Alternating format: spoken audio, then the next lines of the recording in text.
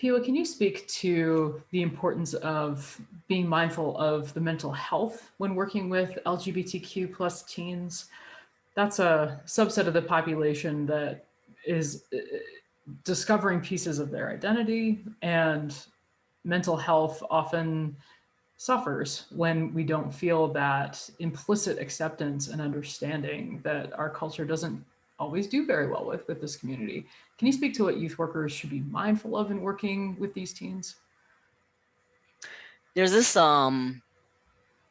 African proverb, and I don't know what country, but that's kind of how it's labeled in the places where I found it, where it kind of talks about, um, as long as the hunter is the only one telling the story, the lion's story always ends in death. Huh.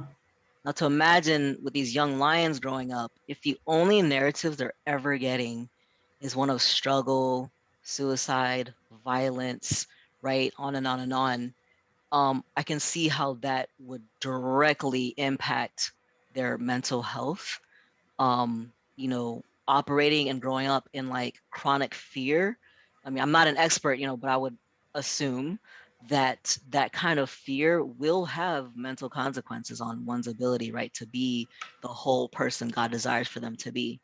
And so one thing I guess, right, is, making sure that again, like if you're, watching movies, if it's always about young teen love, but it's always cis het, as opposed to like, are there queer folk in the stories and are they just like props to a bigger story? Or is it, you know, um people dressing up as, women and like being, laughing at, just using, I guess, like, people cross-dressing as like the butt of the joke.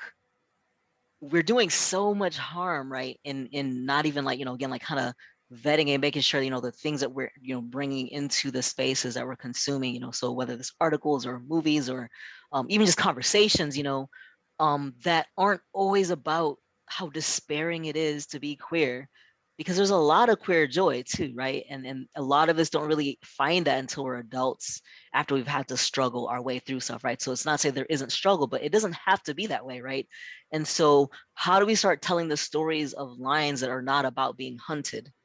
And I think that's like one major place that we can go with that.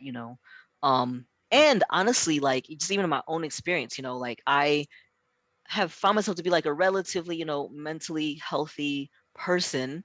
And it wasn't until my 30s when I started transitioning that I realized that there was like a whole nother level of health that I hadn't even unlocked, where like literally being believed and seen fully for who I am has like, this is the best version of me. And every year it's like gotten even better. And like, now that I'm not despairing or trying to hide even for myself, like my trans identity, that again, I didn't know I was doing it, but I was just doing it because I needed to survive, right? Until my mid 30s is when I actually came out as trans. And I have been my very best self every year better than the last, right? In like exponential ways, where like it literally has an impact, on how well I am in other spaces that are not necessarily queer specific, right? And like that is so underrated, like again, like these last few years of my transition, people are like, oh, what was the most surprising thing? And they're always end up asking about physical things, like, do you ever miss things, or like when you have surgery, like all this, or do you regret?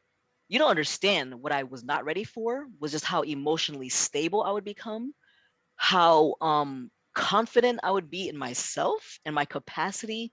My ministry, my faith has deepened, like just things I didn't even know were connected to queerness, or at least my avoiding my queerness for the sake of survival and fitting in. It has a huge impact. And I'm still discovering, again, like each year, I'm discovering new aspects of just like how, like, it was, the this light of that song, This Little Light of Mine, right? It was like the whole like anti-queerness was putting a bushel over my light. You know what I'm saying? Like, and you're not supposed to do that. Like we learned that when we were kids, we got to let our light shine. So how are we helping cultivate a community that isn't so windy that these kids' lights have to blow out? Or we're really requiring them to kind of put stuff over it, which could create a lot of fire that could actually kill a lot of people along its way, and or again, inadvertently snuff out their flame. Even if they may still be here, but their flame is out, that's not the kind of life, the abundant life that we're, many of our religious traditions teach us about, right? That kind of, that's what we are here, is to have a life and to have it abundantly. Yeah. How do we help them have wicks that are ready for the flame and Yeah, enough space, enough oxygen, because that'll snuff out the right. flame, right? But not too much that it blows out. That's cool. Yeah, yeah. Thanks.